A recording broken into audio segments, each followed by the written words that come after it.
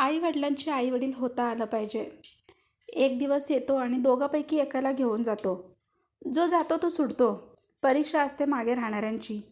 कोण अगोदर जाणार कोण नंतर जाणार हे तर भगवंतालाच माहिती. जो मागे राहतो त्याला आठवणी येणं अश्रू येणं हे अगदी स्वाभाविक असतं. आता प्रश्न असा असतो की ही आसवं हे रडणं थांबवायचं कोणी?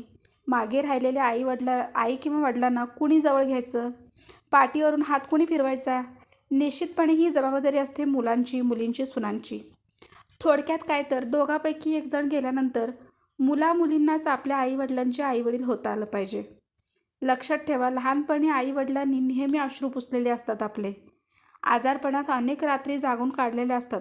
स्वतः उपाशी राहून काही बाई खाऊन आपल्याला आवडीचे घास भरवलेले असतात. परवडत नसलेली खेळणी आणि आवडीचे कपडे घेतलेले असतात. म्हणून आता ही आपली जबाबदारी असते त्यांच्या सारखंच निस्वार्थ प्रेम करण्याची. असं झालं तरच ते आणखी जास्त आयुष्य समाधानाने जगू शकतील.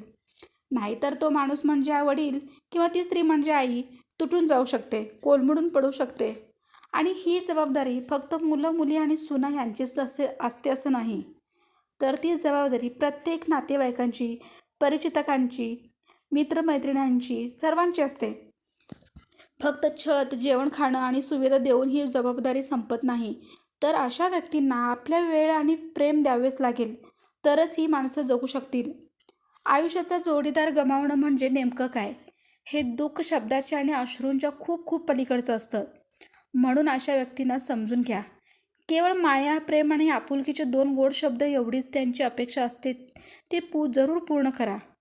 त्यांच्या जागी आपण आहोत अशी कल्पना करा आणि त्यांना वेळ द्या. उद्या हा प्रसंग प्रत्येकावर येणार आहे याची जाणीव ठेवून नेहमी सर्वांशी प्रेमाने, मायेने आणि आपुलकीने वागा. विचारधारा